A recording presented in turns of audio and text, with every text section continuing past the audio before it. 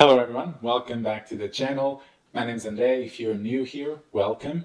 I'm your bookworm, book dragon, hoarder of books, all of it, and I am here to give you another book review. But before we jump into that, don't forget, subscribe, like the content, and comment away some recommendation for me to read next, because always looking for those. But let's jump into the actual book review for this week. This week, our book that we'll be reviewing is called Of Darkness and Light by Ryan Cahill. This is the cover. I don't have the physical format of this book, only read it in ebook, but you'll see it by this cover. This is the second book of a series called The Bound and the Broken, which so far has 4 books and also a bunch of short stories or novellas written kind of in between each of the books. This is an epic fantasy series, so think dragons, think Middle-earth, elves, all that sort of stuff, and you'll be hitting it right on the nail. I've reviewed the first book and the first novella here on the channel, so if you're curious, you can check these videos out. They will give you a brief overview of what I thought of the first book, which I'll tell soon, and also the first novella, which is actually a prequel of the first book. This book in specific was published in 2021, so it's fairly recent, and it's a chunker of a book. If you've seen my previous videos, you've seen how long it took me to read this book, also partially because it was an ebook, and I don't read ebooks as often, but still, it was quite a big of a book, but I finished it, and finally I can talk about it with you all. On Goodreads, this book has been read by more than 6,000 people. And that's actually not that much in 3 years, but Ryan Cahill is definitely an author on the rise. He's an indie published author, started with of Blood and Fire, and now of Darkness and Light, and I think in the future we'll see him continue rising into popularity as more people read it. Even despite only having 6,000 ratings, this book actually has a score of 4.46 out of 5, which is an excellent score for a book this young, and also with those few ratings considering, so it's a very good, promising thing for reading this book. Now the big question is, does my score match the Goodreads score? Let's find out. But before we actually find out, we need to go through the synopsis. As usual, if you're new here, I'm just going to read through the synopsis of this book. If you don't want to hear anything about it, especially because it's the second book of a series, so there might be spoilers about the first book, then you can just skip to this time and it will jump the synopsis. Otherwise, stick around and you'll be hearing it from me as I read it from Goodreads or from other website or from the Dust Jacket if sometimes they do have it. Okay, I think I've burnt enough time. We can start it. Heroes will rise, nations will fall. Behind the towering walls of Beldoir, Cahill Briar and his companions stand in defense of the city and its new king. In over 1,000 years, Beldoir has never fallen. It has stood as a bastion of hope, but the Lorien Empire are at its walls once more, and the Dragon Guard are coming. In the north, with Fainir by her side, Cahill's sister Ella arrives at the port of Antiqua, her only compass a letter addressed to her fallen love, but she holds no fear of the unknown. She will see this through, no matter what or who gets in her way.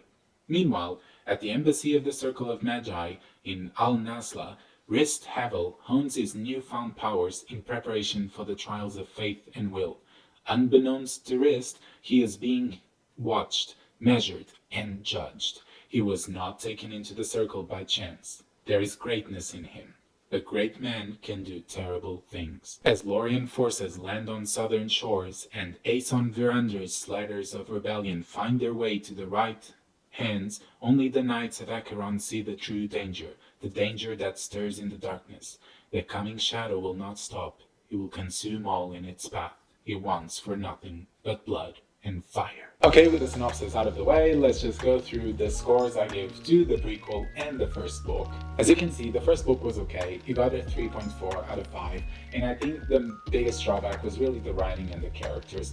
They were still quite fresh, quite not juvenile, but they needed to be honed a bit better, and I think that was achieved in the prequel, which was written after the first book, because it got a score of 4.4, so went quite high, and I think those two categories shone through in this prequel, in this novella, and a lot of other things improved as well, so I was really keen to know if this second book of Darkness and Light will be able to continue the progression from the prequel novella. We start our adventure with plot, and we had some hints about what plot lines would go on in the second book, and I think all of them delivered quite well. They delivered as promised. Start this book with a bang of a battle, which is not usual, at least to start the book with such a big battle, but I didn't dislike it. I thought it was a fresh start. It's something completely different, and okay that it was a bit confusing about what was happening, but if you've read the first and read the second book right after, then you'll understand it a lot better. And after this battle, we see our characters split into different POVs,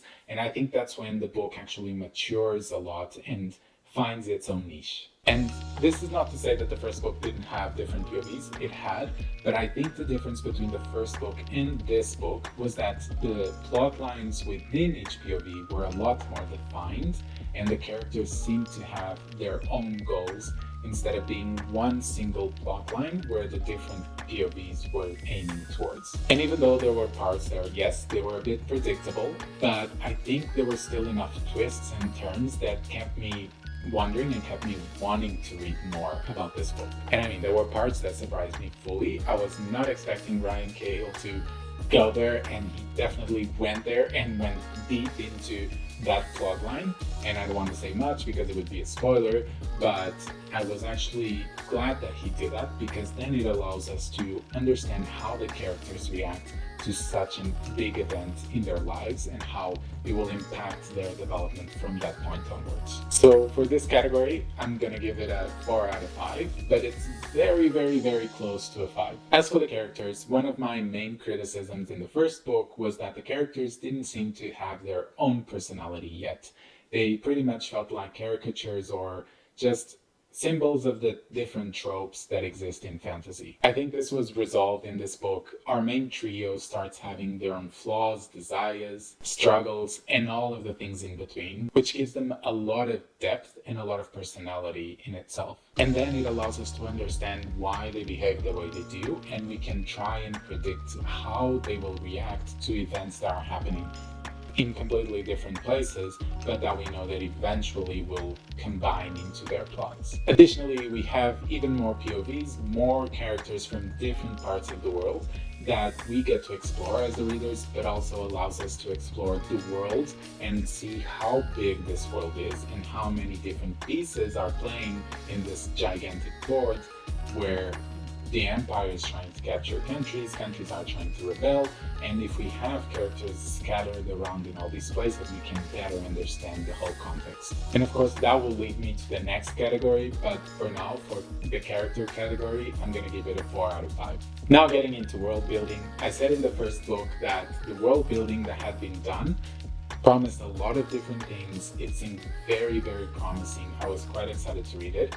And then once I read the prequel, then my expectations were surpassed, and I quite enjoyed all the different magic systems. I understood a lot more things that were in play and also different cultures. Now with the second book, I think things got even more crazy in the good sense. We get to explore so many different sides of the magic systems, and we can see not just in that what the rules are for this magic system, but actually look at it through the characters and see how they understand the magic system, how they play with it, and how they can circumvent certain rules or just bend them a bit to do things that they want.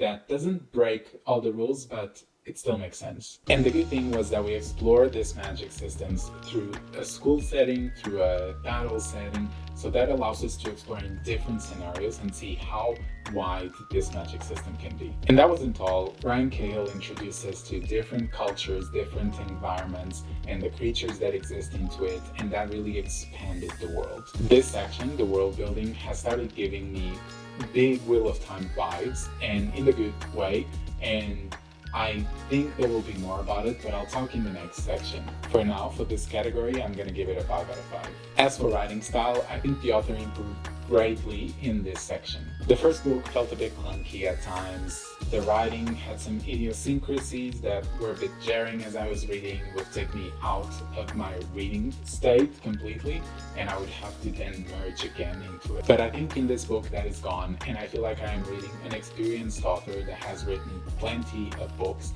and the writing has become a lot stronger, like I said. I think Cahill achieved a great balance between being slow with descriptions but also fast with action, between all the different highs and lows of the plot and swapping POVs when things start getting a bit slow to then have a bit more action. So all those balances were very well balanced. And the thing that I wanted to mention in the world building that I'll mention now is the Wheel of Time inspiration, if it exists or not. Because I don't know if this is real, but I do feel like Cahill loves Wheel of Time and is paying a lot of homage to it. Because I mean, there are a fair few resemblances, which I think are just little nods to Wheel of Time that Cahill did. And I think that's amazing because having read Wheel of Time, I can understand how it can be such an inspiration for the next generation to write the next Wheel of Time. And maybe The Bound and the Broken will be the next Wheel of Time. And therefore, maybe that one will inspire the next generation, and so on and so forth. So I think it's really fun to see.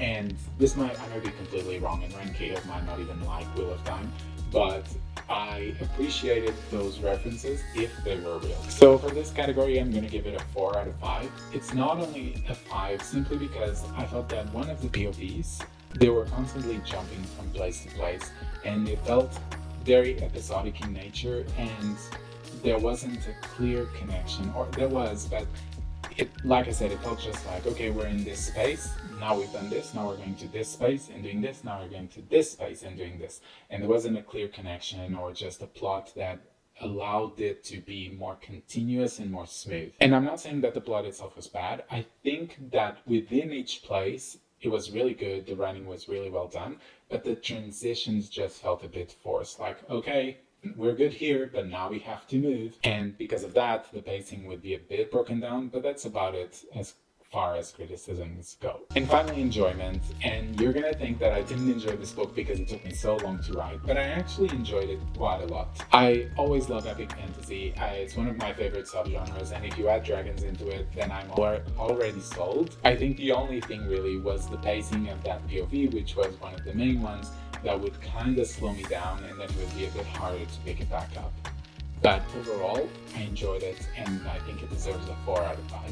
And that is it for this book. So just to refresh the scores, we have 4 for plot, 4 for character, 5 for world building, and then 4 for writing style, and 4 for enjoyment, which gives us a final score of 4.2 out of 5. So still an improvement from the first book, maybe a bit lower than the novella, but I mean, novellas and novels have their own particularities and they can be quite different. So don't judge this as a downscale. I don't think it is. I think it's an upscale from the first to the second book. And I might not think that it's as good as the average Goodreads, but 4.2 is still a very good score. And I cannot wait to read the next book or the next novella. Still undecided on which one I'll read first. But hopefully the scores will just keep going up and maybe we'll even see a 5 out of this series. So what do you think? Have you read this book? Have you not? Are you keen to read it? Tell me, should I read the novella? Should I just go into the next book? Comment down below. And if you're new, don't forget to subscribe, like the content, and I shall be seeing you on Thursdays and Sundays. Okay? See you soon.